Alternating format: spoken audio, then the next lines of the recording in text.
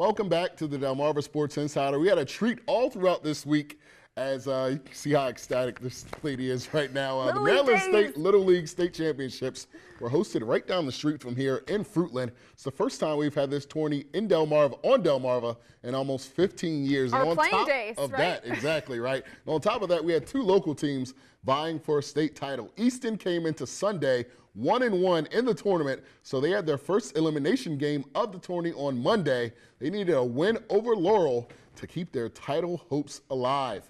Top of the first, Laurel would actually strike first in this game. Not a good sign for Easton. Brian Icekantz with a little bloop over the first baseman's head. Trevin McCall coming around to make it 1-0 Laurel. Easton took some time, but they got the bats going. Chris Baynard gonna reach on an error here. 2 runs, we're still talking Little League. 2 runs come around to score on that error as Easton takes the lead in the 3rd inning. Here you see the fellas pumped up right there, and they use that momentum to get this a couple batters later. Peyton Paul, best name in the tournament, a swing and a drive. That's a 3-run home run. Easton had 5 runs in the 3rd inning, and they'd add to it in the 4th. Baynard, another shot up the middle. Dylan Bentz coming around as Easton won 11-1. They would advance to play Conkashig in another elimination game. And of course, we'll get to that after we get this. Yes, to be continued. Berlin also participating. Berlin facing Thurmont. Thurmont strikes early here. The ground ball to first. DJ Shipton come on home to score. Some future Beach Boys out there just trying to cut into the lead. The base knock here for Ryan McLaughlin. He is a slugger. He rips a double into center all the way to the wall. Berlin now on the board. Thurmont, too good though. Check out Logan Szymanski on the board. I want to know what this kid's out pitch is. Looks like some cheddar though. He gets the strikeout there. His man goes down. His boys go on to win 3-2. Also on Tuesday, Easton facing Conkashig, and things were tough for the Easton boys from the onset. Sammy Franklin with a 2-run shot, bringing home Dylan Shiflett.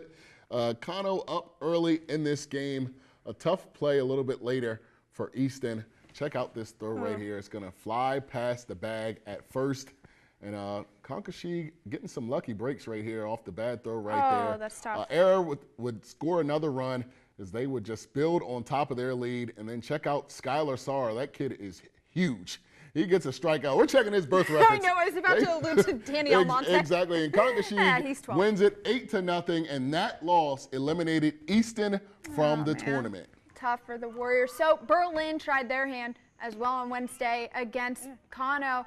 Championship game here of the second bracket. Ryan McLaughlin on the bump for Berlin. Not only did he hit a homer right before this, but he was absolutely dealing. He gets the strikeout here in the 3rd. Next inning, Zach Powers, this kid aptly named. He triples, turning on the wheels here. Luke Murgott comes on in on the play. He beats the throw at home. The Berlin boys keep the fun going here. Cole Lynch hits a ground ball. Good situational hitting. Powers scores from 3rd. Lynch even safe at first on the play.